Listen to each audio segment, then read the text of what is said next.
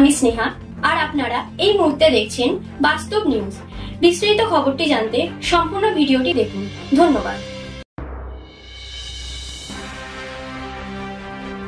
আগ্নেয়াস্ত্র নিয়ে দুষ্কৃতী তাণ্ডব, আতঙ্কিত গোটা এলাকা জুড়ে। দক্ষিণ 24 পরগনা জেলার নরেন্দ্রপুরে আগ্নেয়াস্ত্র হাতে দুষ্কৃতী তাণ্ডব। ঘটনাটি ঘটে নরেন্দ্রপুরে বোড়াল মালিপাড়া এলাকায়। গতকাল অর্থাৎ রবিবার গভীর রাতে 7 থেকে 8 জন দুষ্কৃতী আগ্নেয়াস্ত্র নিয়ে কয়েকটি বাড়িতে ঢুকে ভাঙচুর চালায়। এমনকি বাড়ির মহিলাদেরকে হুমকি দেওয়া হয় বলেও অভিযোগ। এছাড়াও বেশ কয়েকটি গাড়ি ভাঙচুর করা হয়। এই ঘটনা এলাকায় যথেষ্ট চাঞ্চল্য তৈরি করে। এই ঘটনায় নরেন্দ্রপুর থানায় অভিযোগ দায়ের হয়। এখনো পর্যন্ত কেউ গ্রেপ্তার হয়নি।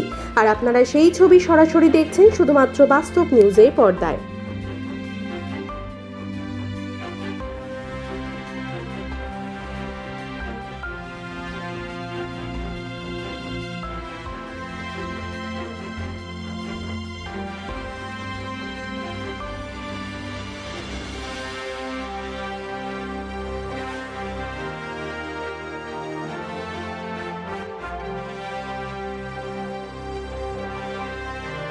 হলো মধ্যরাতে, বেশি রাত্রিবেলা 4-5টা বাইকে মালিপাড়া যে পাড়া আছে আমার প্রতিসঙ্গ ওয়ার্ডে, সেখানে দুটো বাড়ি ভাঙচুর করে। একটি বাড়ি হলো রঞ্জিত দাস, আরেকটি বাড়ি হলো গোষ্ঠ দাস, এবং পাশে অন্য বাড়ির লোকের গাড়ি থাকে, একটা ভাড়া দেওয়ার জায়গা আছে, গাড়ি পার্কিং করা হয়, রাত্রে রাখা হয়, সেখানেও চারটে গাড়ি ভাঙচুর করেছে।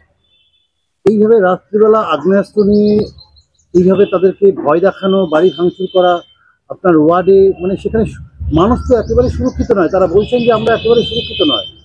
কি বলছেন এই বিষয়টা নিয়ে, প্রশাসনের ভূমিকা নিয়ে কি? ব্যাপারটা হলো, যখনই আমরা খবর পাই সঙ্গে সঙ্গে আমরা লোক পাঠিয়ে তদন্ত করি। তদন্ত করে জানতে পারি ওনাদের মুখ থেকে যে কৃষ্ণা বলে একজন ছেলে থাকে 111 নম্বর ওয়ার্ডে, সর্দারপাড়ায় থাকেন। উনি কিছু ছেলে নিয়ে মধ্য অবস্থায় রাত্রিবেলা ভাঙচুর করেছেন দুটো বাড়ি, এবং বেরাবার সময় রাস্তায় 4টে গাড়ি থাকে, পার্কিং করা থাকে, ওখানকার ক্লাব, এটা পার্কিংয়ের জায়গা। 4টে গাড়িও সামনের কাজ পিছনের কাজ সব ভাঙচুর করে চলে যায়। আমরা সকালে উঠে সঙ্গে সঙ্গে ওদের ডাক করি। আমরা আমাদের প্রশাসনিকভাবে আমরা থানায় পাঠিয়েছি এফআইআর করবার জন্য। পাশের ওয়ার্ডে যিনি কাউন্সিলর সন্দীপ দাসকে ফোন করেছি। সন্দীপ দাস সঙ্গে সঙ্গে আমাকে বলেছে, সিদ্ধা আপনি থানায় এফআইআর করুন। আমি বলছি বাসদিনী থানার, আমি এখনই কথা বলছি বাসদিনী থানার বাবুর সাথে।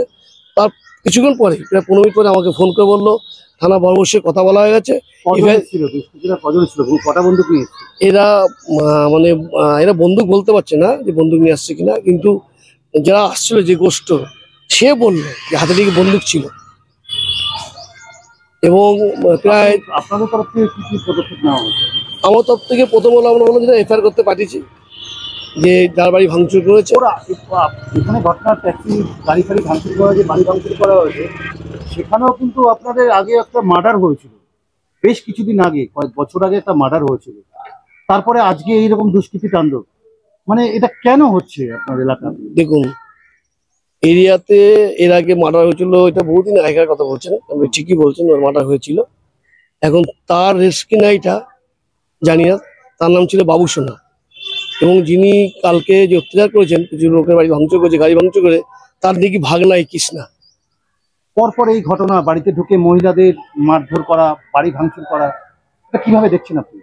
আমি কঠোরভাবে, আমরা শুধু না, আমার পাশে ওয়ার্ড সভাপতি আছে, আমরা কঠোরভাবে একদম, মানে জানা এই জিনিসটা দ্বিতীয়বার না হয়।